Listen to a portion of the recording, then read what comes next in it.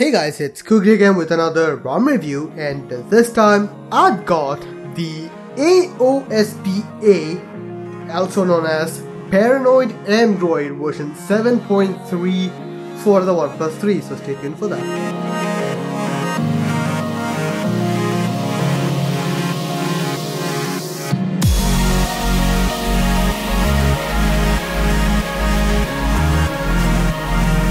So guys, AOSPA or Paranoid Android team has come back from their long hiatus with the 7.2 version few months back, and well, it seems they are here to stay because they have released the 7.3 version, which is in their words, a huge improvement in this ROM. So let's get started now. First of all, what you would see here is that the Paranoid Android is a very stock-like ROM. That is the first impression which you will be getting. If you want to get more in-depth knowledge of AOSPA, you can check out my previous video which details the 7.2.1 version or 7.2.0 version. This one I'm going to glance over most of them. So let's get started now. First of all, one of the changes in the new version is the launcher. Launcher is more customizable. You do have a few things which you can customize here. In here, which is really cool. Apart from that, launcher does have all the settings and all that, which is pretty nice to see. Let's go to the settings now. First of all, in the settings menu in the About Phone page, you will see it does have an update. Now this version, I did flash the initial version, which was 22. Right now I'm running the 23 version because there was some glitches with the OnePlus 3T, and the hotfix was enabled and it was pushed out. This is the latest version with the 23 version rather than the 22 version, so just getting that out of the way. It is for the OnePlus 3, it is 7.1.2, they have not yet moved on to Oreo, which will be coming up soon. The Paranoid Android version is, as I've said, 7.3 release version. Kernel is a Paranoid Android Paranoid kernel, which is a specialized kernel. SNS status is enforcing if you want to. So that's it in the About Phone page. Now, as you can already see, I am using a custom PA color code because that is a feature of PA Engine which I really do like, and a lot of other ROMs are starting to port it over, and that is amazing. I really do like that. Let's get to the other stuff now. Right off the bat, one thing which you do need to consider is that this is a stock-ish ROM, so features are not going to be its strong point, but there are a few things which I do need to mention. First of all, most of the features are already embedded into the settings, so there's no PA settings or anything extra. So in the display option, you do have night light, ambient display is available, pocket detection is available, which does work out really well. Font and display size can be customized. This is the color engine where you can customize all the colors. You have dark, you have a pixel, which is there, you have a grayish color, you have default, which is also there. Also, you can also change the accent colors to blue, lima, all of these colors, which is available. I'll be just selecting something here, so that does work out really well. Apart from that, battery light can also be customized, battery charge light, and also notification LED can be customized in here with even the per app option. Now in the other stuff, gestures, you do have a few gestures which you can, if you enable, you do have jump to camera by double tapping the power button, double tap to sleep on the status bar, 3-finger screenshot, which is great, lift the phone to check for any notification using the active display. Off-screen gestures are available, and that is a very well comprehensive option, but there is still no option for a custom application, so that is a bummer, but still really cool. Now in the button section, you do have pie settings, which has been lauded and hated both, because some people do like this, some people don't. I personally don't care because I don't use pie settings, but it is available, you can check that out. Apart from that, soft keys can be enabled, swap the keys for left and right. Swap sliders if you don't want to use that. Accidental touch can be enabled, which is great if you are someone who uses movies a lot. Home button can be customized for long press and double tap. Back button can also be customized for long press and double tap. Recent button also for the same thing. Now in the sound option, there is another thing which is playback control, which has been baked into it. I really like that. Whenever the screen is off, you can long press the volume button to skip the tracks, which is really great. Other sounds, nothing special going on, it's just normal AOSP stuff. Now battery bar can also be customized from here, so you can have circle or text or just hidden if you want to have that. And that is pretty much it in the feature section. As I've already said, this is a very minimal feature centric ROM, so nothing special is going on here, but for someone who is bred with the stock ROM, you don't really need a lot of feature. If you want an alternative to stock ROM which is really stable, which just works, this is a very good ROM. So for the features, I'm gonna give it a 5 out of 10. Now the battery life. The battery life is actually not bad. I wouldn't say it is spectacular as I have seen in some other ROMs, but for the most part it is good enough. I'm gonna give it a 7 out of 10. The idle drain was about 1.02 and that is pretty good, and also the active drain was about 14-13%, which is still a great drain, and I do consider that very good. I'm gonna give it a 7 out of 10 for battery life. Now comes the performance, and for the record, this is the highest number which I have received on this phone yet, so it's going to reflect that. But I do want to make the distinction that the number does not correlate to the overall performance. It's just a number, it's a benchmark, and you do need to think that through. But still, this is the metric which I used for grading, so it's gonna get an 8 out of 10 for performance. And also I have used a lot of applications, I have used a lot of games, I have tried out a lot of games.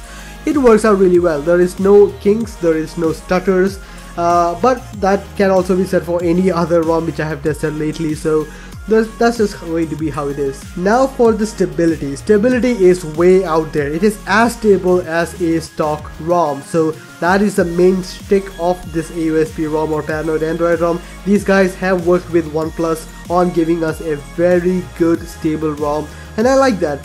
But I have noticed a few things which does tie up to the camera performance also. I did have issues whenever I updated Play stores or Play services. Whenever I update Play services, everything just crashes for some reason. That is something there. Apart from that, everything just works out. That is one issue which I had, which is going to give it a slightly less. I would have given an 8 out of 10, but because that is an issue which I have found in the short while I have used this, I cannot give it in good conscience. And also camera. Stability, I'm going to give it a 6 out of 10. Why 6? I would have given it 7 if not for the camera issue, and I will be getting to camera issue right now. Now, the paranoid Android has a redefined camera. When it came out with the 7.2 version, it has an amazing camera which could rival the OxygenOS camera. It is debatable that if it is any better than OxygenOS camera, but I would say it is as good as OxygenOS camera, and I have really used it pretty much every time. You can go check out my previous video where I have compared between OxygenOS camera and the PA camera, which is pretty cool. Now, camera has been changed to be called as Snapdragon camera or Snap camera or something like that, which is a name which is pretty cool, and it has received a graphical overall at least, and that does work out really well. So you can see, you can swipe up for all of that. Previously it was on the top. There is HDR, there is a lot more mods available. You do have auto HDR, should work out really well. But what I have noticed is that, okay, I have just taken a photo with this, right? I will go to Google Camera because Google Camera is personally one of my favorite ROMs, or one of my favorite application for camera. So it's right now processing the HDR photo. This is the photograph which is taken by the paranoid Android camera with auto HDR, and this one is with the Google Camera. Right off the bat, I would say that most of the features are pretty similar, right? It is very competitive, especially in the detailing on this. I have really found it to be very much comparable to the camera, which is the paranoid Android camera. So I really do like it, but I did have issues with the Google Camera. The main thing is that the Google Camera crashes, and whenever it crashes, it takes down the entire phone. I cannot use the phone. I have to do a hard restart. This is not convenient at all. That is an issue which I have found. And other thing is that I have to put it manually into auto HDR, and just auto does not turn on the HDR whenever it's required. That's another thing which I have noticed, which makes it slightly more annoying than using Google Camera, which does have a great auto HDR feature which I really like. So that is there. Apart from that, the camera features on the video option is pretty cool. There is no 60 FPS mod. For some reason I couldn't get 60 FPS, but there is 30 FPS And then there is the 120 FPS, and as you can see, one more issue. The video extra options is not working right now for some reason. Right, okay, now it works. So that is another thing which I am not a fan of, but it does have high video frame rate with 120 and 120 slow motion and 120 FPS high speed, but that does crop it to a 720p picture. So that is one thing. That's another thing. There is a 60 FPS option which I could see. That is another problem which I have seen in this one. So that is just how it is. And also you can see that in the Google camera there is still 60 FPS, so you can use that. It works out really well. So I want to use Google camera more because that has been how I've been using for the past 1 or 2 weeks now. But PA camera is good, but not good enough in my opinion as a Google camera, because that's just how it is. And with that crashing issue, I don't know what to expect out of this camera. So that is a point of problem which I have seen. But nonetheless, the PA camera is pretty good. When compared to the Oxygen OS camera, it is really comparable. You can compare it both directly. There is only slightly changes here and there. One or the other might be better.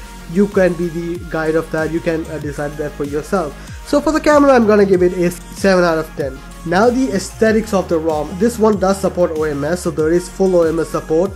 Also, one of the new thing about this ROM is that Android is trying to get both the color option, the color selector, and also the substratum selector both enabled at the same time. It does enable itself, but there are issues with it, so I cannot recommend that you use that right now because it is still an experimental feature. I did find a few issues with that, but it does have substratum, it does have color changing features, so that does work out. I'm gonna give it a 7 out of 10 for aesthetics. Now the overall experience of the ROM. As I've already said, this is going to be a non-nonsense ROM for people who want an alternative to stock ROM. So experience is way out there. I'm gonna give it a 7 out of 10 for the overall experience. Now let me show you guys the boot animation, which is pretty cool. So here is the boot animation, which has been since changed from the initial versions of Android, and now it's 4 balls rather than 3, and it is more it's more like a pixel than anything, and it also has a music which is pretty cool. So there you have it, guys. I have been using this for some time, and for me this is not a ROM I want to use because features is something which I want more. I want more features, and I would rather have that than not have it. VLT does work out even though there is no icon there, but that's something which I wanted to clear out. And the final score is going to math out to about 6.71. I'm gonna give it a 6.7 out of 10. And that is the ROM. It's a great ROM for people who wants to use this ROM as their daily driver, and they are coming from a stock ROM. They want a little bit more difference in stuff than the Oxygen OS stuff. But yeah, that's pretty much it about the ROM then. Hope you guys liked the video. Please share, subscribe, and like the video if you found it useful. See you guys next time. Bye.